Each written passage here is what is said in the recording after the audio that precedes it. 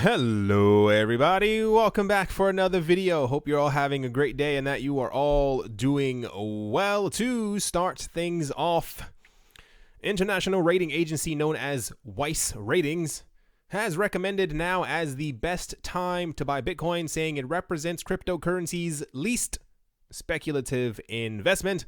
As part of a series of tweets on the 11th of December, Weiss, which has produced mixed messages about its opinion of Bitcoin in the past, that's an understatement, said that it is now here to stay. Bitcoin is getting to such low levels that it's becoming one of the best buying opportunities of the last year, one of their tweets said. As a store of value, Bitcoin is here to stay. We truly think it's the least speculative investment a person can make in cryptocurrency right now. End quote. Here's the actual tweet. The recommendation contrasts why the Weiss officials' estimations of Bitcoin, which appeared earlier this year. The agency first cryptocurrency ratings gave Bitcoin a C+ rating, while they gave Ether a B-, or rather a B. For those who weren't here before when this first happened, Weiss Ratings is, I think they're a major rating company or well-known rating company when it comes to like normal finance in the normal financial or the older financial world, if you kind of want to say that. So then they decided, or rather said that at the beginning of this year, that they were going to give cryptocurrency ratings for the cryptocurrency space, and everybody was like, oh my gosh, can't wait for this is going to be amazing. We all know that Bitcoin is going to get the A++++ because it's so amazing and so awesome. And I think in their first valuation, if I'm not mistaken, I know it happened either on the first or second, I think Dogecoin actually had a higher ranking than Bitcoin. People were not too excited about these ratings, especially because people thought that because Bitcoin is the #1 coin, therefore it should have the highest rating. But their ranking system comes down to like actual like usage, how secure the network is, how something else is. Like it comes down to like adoption speed and all this other stuff, and how like real world ready certain assets are that they were talking about. In September, analysts warned Bitcoin would lose half its market share to Ethereum by the year 2023, a bold prediction which has since been joined by the advocacy of various other altcoin assets. Juan Villaverde, the architect of Weiss crypto ratings and price prediction model, highlighted EOS in a blog post on the 12th of December. In a video interview last week, meanwhile, he firmly stated his belief that Bitcoin would rise from the dead again in 2019. He said, we've seen a lot of progress on the adoption side throughout 2018, and that much pretty much guarantees that we will see a bull market again and Bitcoin will make new all-time highs again, end quote. Tuesday, meanwhile, also saw conspicuous support of Bitcoin.com, Roger Ver, who is currently embroiled in an ongoing civil war between factions of Altcoin Cash, Bitcoin Cash, and Bitcoin Cash SV. I didn't mention that in another video simply because whatever. Roger Ver, I don't know if they have like the rest of what he said. Yeah, so no, not that important. Roger Ver was on TV and he was pretty much talking about like his love for the cryptocurrency space and how he thinks this is going to happen, and he thinks that adoption is going to happen relatively soon, and that Bitcoin adoption is going to reach an all-time high. For those who don't know, Roger Ver thinks that Bitcoin Cash is the real Bitcoin, so he was talking about that kind of happening. Kind of weird that they actually had that in this article. Anyway, Weiss Ratings and Bitcoin have not had the friendliest history, you can kind of say that, in the cryptocurrency space, especially because multiple times they keep putting other cryptocurrencies in the #1 or #2 spot. And I think one time, if I'm not mistaken, there was a rating system that came out between Weiss Ratings and one that came out from China, and I think China had Bitcoin at like number 14 and Weiss Ratings had Bitcoin at like number 18 or 19 or something crazy like that. So the fact that even they're saying that now is the time to buy Bitcoin is a little, I guess, want to say insane. We also had news recently, that people are saying, a lot of analysts are now coming forward and they're saying that they think that Bitcoin and Ethereum are heavily undersold or oversold. Oversold right now.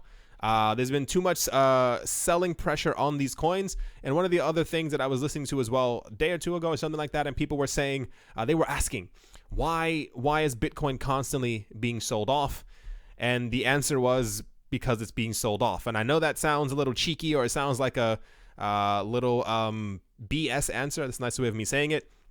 the analysts were all saying that the reason people are selling off is because other people are selling off. And when other people continue to sell off and they see that the price is going down, they go, well, everyone else is doing it, so I should continue to sell off as well. And this is why everyone's waiting for that like major bump. Everyone's waiting for that moment where Bitcoin shoots up. Like one morning, we all look at the prices and it's up like 87% or something crazy like that. And this will be a new indication of, that we are in a new bull market. But as of right now, this is about the 8th time that we've seen this, and people were saying this before, even when we hit the $6,000 level, and the fact that we are half that right now, and so many other agencies, especially those who did not give Bitcoin a higher rating before in the past on their rating system, are all now saying that Bitcoin is a buy right now, or is the best opportunity of the year to buy right now.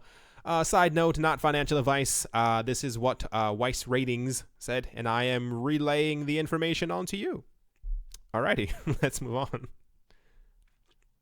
Next up, in an interview with the Internet History Podcast, David Schwartz, a key player behind XRP and Ripples, the company, chief technology officer, painted a mildly harrowing picture for the adoption of cryptocurrencies, as cited by Forbes' Billy Bambro, the supposed multimillionaire who is lauded as the creator of much of XRP's functionality and Ripple's financial technology products, explained that he doesn't want adoption to get ahead of technology. I don't know why they had supposed multimillionaire. I am gonna safely say that this guy is probably a multimillionaire, especially if he's been like developing XRP. It's safe to assume that he's probably not a thousandaire. While San Francisco-based innovator didn't explicitly state that he sees crypto market-eccentric tech as antiquated, his aforementioned comment sure alluded to it. Schwartz, who goes by Joel Katz on Twitter, then drew lines between the early days of .com and crypto today, explaining that the internet itself, widely regarded as humanity's greatest innovation, that sad, took a long time to experience an adequate maturity cycle. The Ripple executive is likely alluding to the sentiment that cryptocurrency infrastructure, specifically wallets, applications, and exchanges, remain largely underused. As such, products are often slow, expensive, and hard to interact with. Exchanges, for instance, may be overwhelming for most retail investors, specifically those who have not played in financial markets previously. Going to work here and then work my way back down. 2018 has been the time, if you didn't notice, when prices were going down and everybody was a little depressed, just a little tiny bit.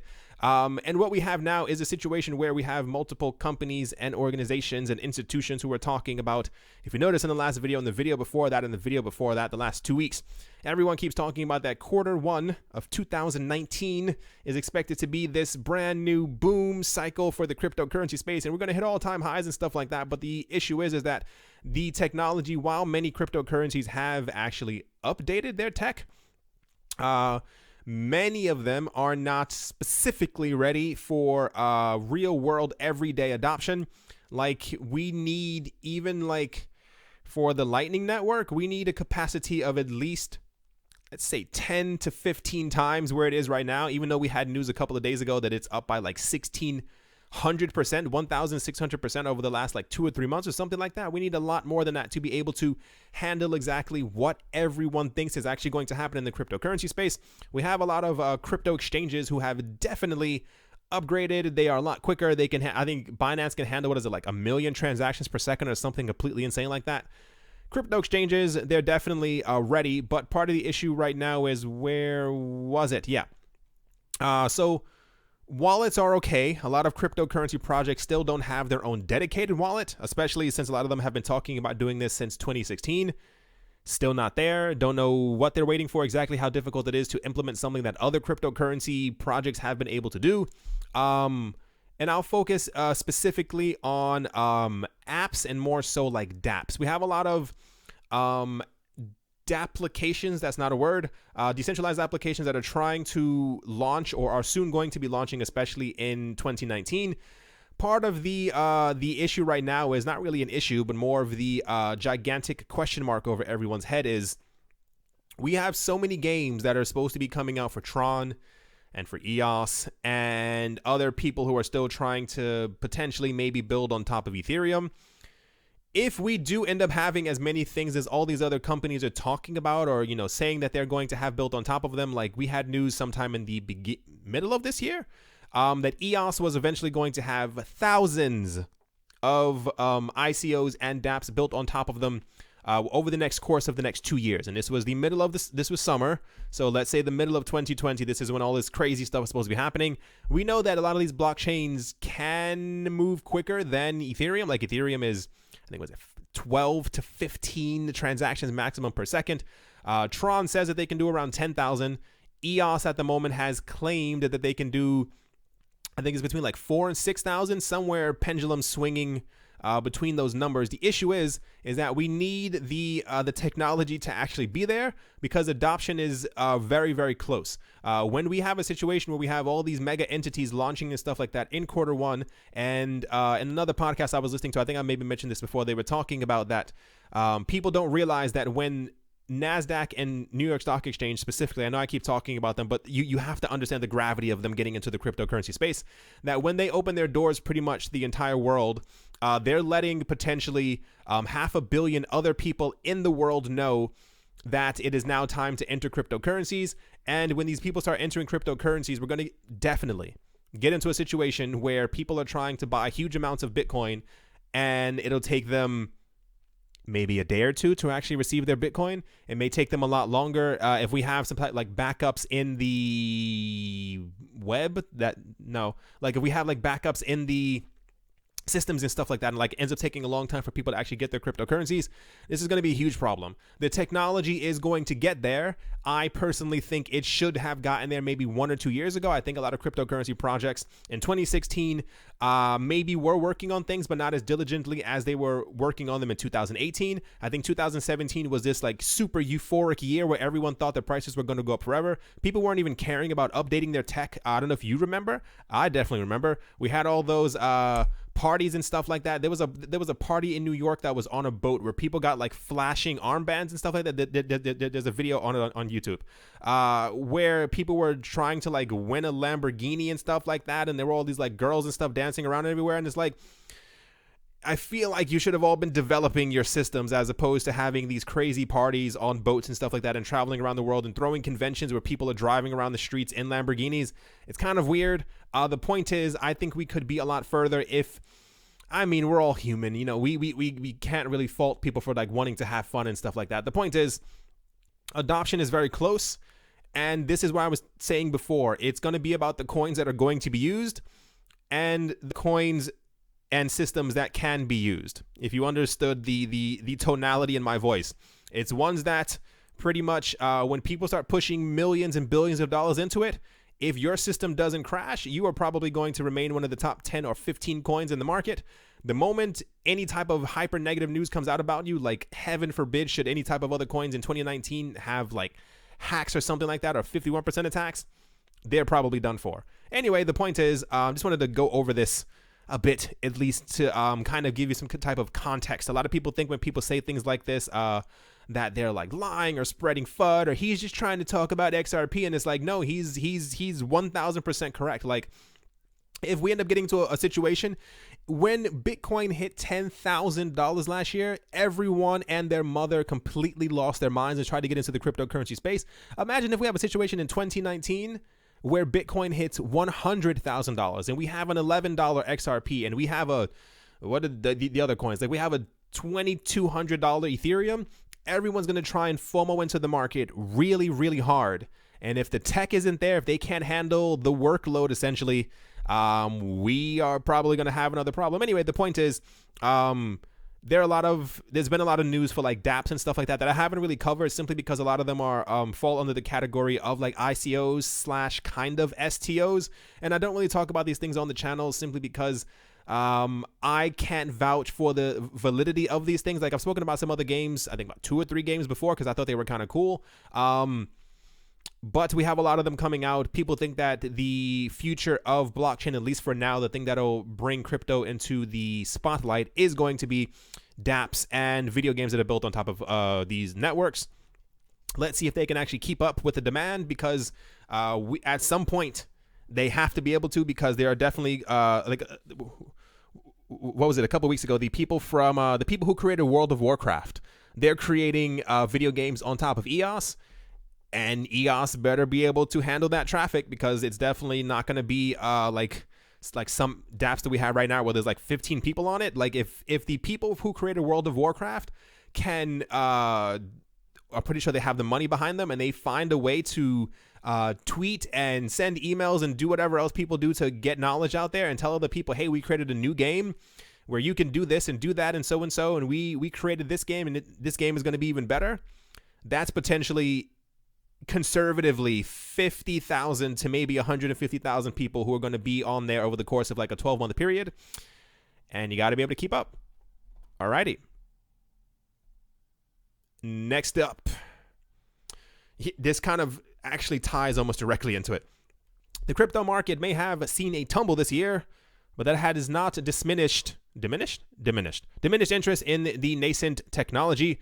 According to a report by the Cambridge Center for Alternative Finance, a research center at the University of Cambridge's Judge Business School, that sounds incredible, the number of crypto users has nearly doubled, with the total number of users registered with cryptocurrency service providers, keep that in mind, rising from 85 million in 2017 to more than 139 million people in the first 3 quarters of this year. Keeping in mind that is registered with cryptocurrency service providers. That usually typically means crypto exchanges. There was someone asking me before, and I didn't really have an answer for this. I don't think anyone has an answer for this. When you look at like the actual volume that's passing through, like on CoinMarketCap or crypto prices, wherever you get your cryptocurrency prices from, it has like the daily volume, but it's typically the volume that's passing through cryptocurrency exchanges. I wonder, or I don't know. It would be interesting to see exactly how much money is passing through the networks in total, to see exactly how much money there actually is there, because I think cryptocurrency exchanges are a nice metric, but I think we'd see very different things if we see total amount of money that's flying through these networks at any time. That's just a little side note in my head. Combining public data and survey findings, we estimate that the total number of user accounts at service providers amounts to at least 139 million people in late 2018. Here are the charts for those who are looking at the screen. It says the number of verified users is now 7 times higher than what it was 2 years ago, and nearly twice the 2017 figure. In 2017, the number of verified crypto asset wallet users was 18 million, while in 2016 it was 5 million. This year, the report estimates that the ID verified user base has hit the 35 million mark across the globe. Once again, that's ID verified. Those are people who are okay or willing to do the KYC, know your customer, AML, anti-money laundering ID checks and stuff like that. There are a lot of people who do not want to use those. There are a lot of people who are definitely using decentralized exchanges or are using exchanges where they don't have to provide this type of information.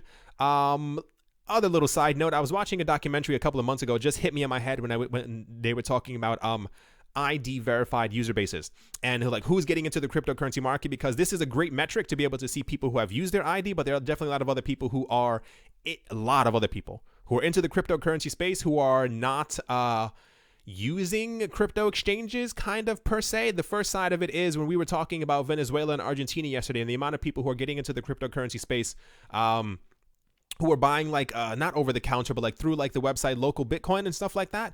They're buying it like there's no real them touching Coinbase or any other thing like that. Like they're buying it, maybe storing it on their phone, whatever the case might be. The thing that I was watching a couple of months ago, which was actually quite interesting, without going into too many words, it was about women who have a certain profession that may be one of the oldest professions in the world, or they are dancers, I put it that way. And they were saying how they were taking the money that they received at the end, and they would actually find Bitcoin ATMs around them, and they were putting that money into Bitcoin ATMs. And the cameraman was asking them, say, why are you doing this? And they said, this is pretty much our pension or our retirement fund, because we don't have one otherwise in the profession that we're doing. And I sat there thinking, even right now, you think it's very interesting that this is the number that we have for like verified users, but how many other people out there are doing other side jobs and stuff like that who are simply putting money into Bitcoin ATMs, getting Bitcoin onto their phone and stuff like that, and storing it on a cold device or storing it on their phone and stuff like that, who never really, I don't know.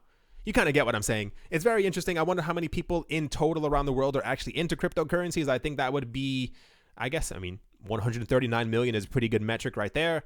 We've had estimates before, especially in the middle of this year. It was anywhere between 50 to 80 million that were probably into crypto, and I'm pretty sure it's a lot more than that.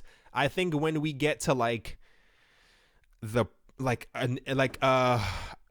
want to say like a nice 500 million with like ID verification, like people who we know for like a fact are definitely in it. That is going to be a huge shift for cryptocurrency because, I think mainstream right now is an understatement. Every time I meet new people, we always, for some reason, the conversation always swings around to cryptocurrencies or blockchain. I'm not exactly sure how, but it always swings there.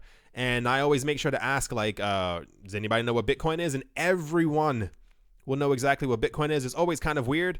I think crypto is definitely mainstream, and 2019 is already looking like it's going to be fingers crossed, a fantastic year. I don't want to have another 2018. We can like the first 2 months of 2019 can definitely, they can be sluggish all they want, but as time picks up, hope the market also picks up. But yeah, let's move on. Gonna quickly go through this one. It's not like hyper important. This is just something that talking about what we spoke about the other day. It says American fast food chain known as Church's Chicken has started accepting payments in the cryptocurrency known as Dash. I like how they have Dash here and then Dash in bigger letters at its locations in Venezuela, according to an official Facebook announcement on the 12th of December. According to Dash News, the cryptocurrency is accepted in all 10 restaurant locations in Venezuela. Dash has also completed its first transaction at Church's Chicken and uploaded a video of the event on its official YouTube channel. The restaurant claims to be the world's first global fast food chain to accept payments in crypto. The announcement from Church's Chicken follows some confusion regarding the acceptance of Dash at major food vendor in Venezuela.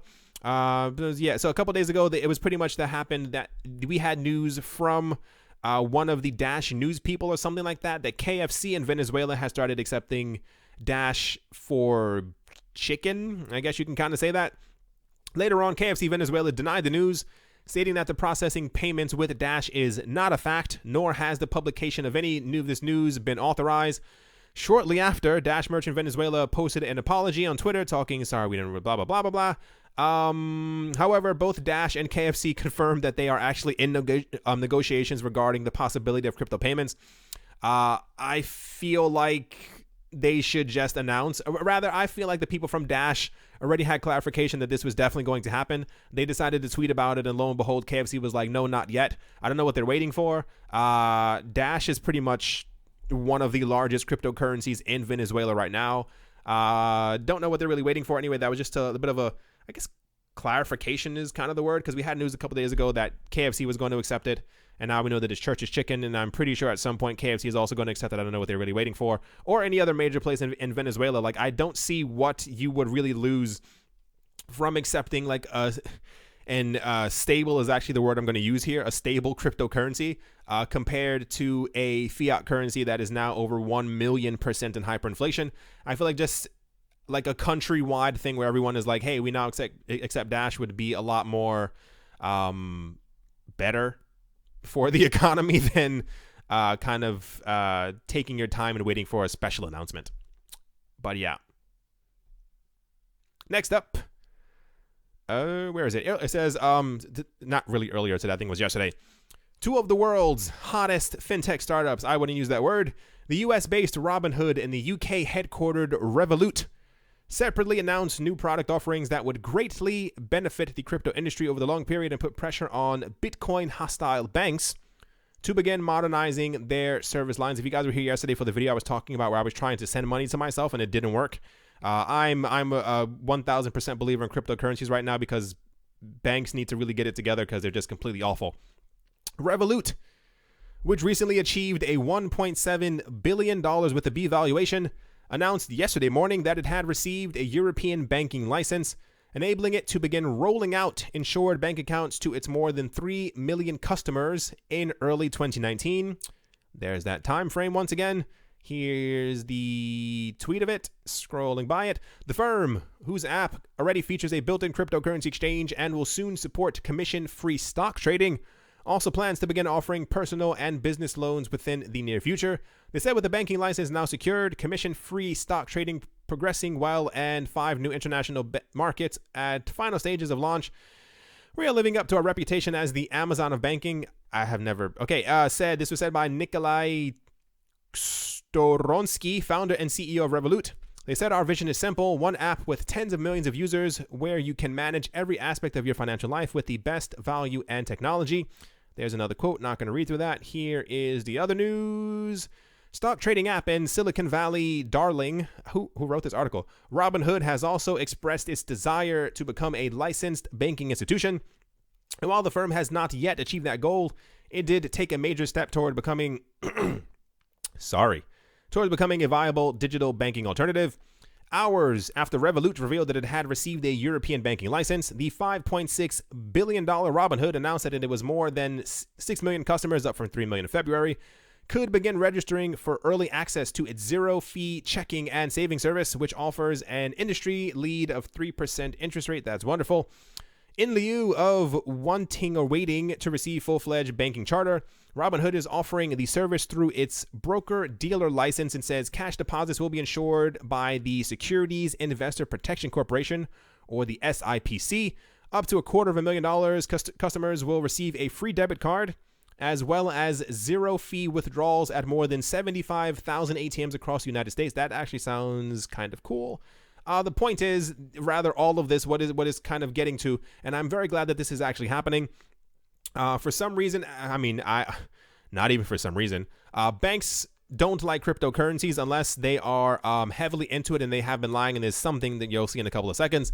And a lot of companies have had problems when it comes to opening up bank accounts with cryptocurrency services, simply because they were dealing in Bitcoin, or cryptocurrencies. There were people who were trying to open bank accounts and they were told no. And there were even people who were transacting or selling cryptocurrencies or buying cryptocurrencies, and their banks were able to see that you made a purchase at Coinbase for this amount and that money went into Bitcoin, and they were shutting down people's accounts. Completely insane. Like, you would assume that wouldn't be a thing. Anyway, we have a lot of cryptocurrency, I guess you can call them startups, fintechs, unicorns, whatever you kind of want to call these things, who have started coming forward, and they're getting their own banking licenses, and they're allowing other cryptocurrency services to be able to just simply open up bank accounts with them. And this is very good news. This is why earlier this year, I'm pretty sure it was this year, we had news from the Litecoin Foundation, I think it was, that they now own a fraction of a bank. We also had the German crypto exchange who announced that they had completely bought a bank. So this is very, very good. I hope that this trend continues.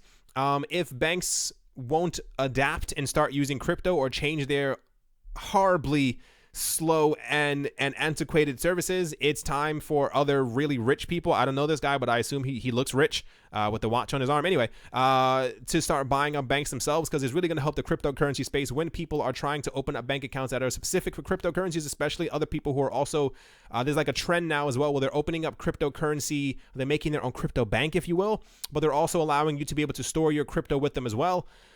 I mean, in logical terms, you should hold your own private keys. However, I'd rather one, put their cryptocurrencies with a cryptocurrency company as opposed to a traditional bank who's just trying to open up some type of like a crypto custody type thing so that they can get more money from you. Anyway, I thought this news was pretty cool. I hope that we see more of this. I hope that there's actually more news from other cryptocurrency companies who've also been doing something similar.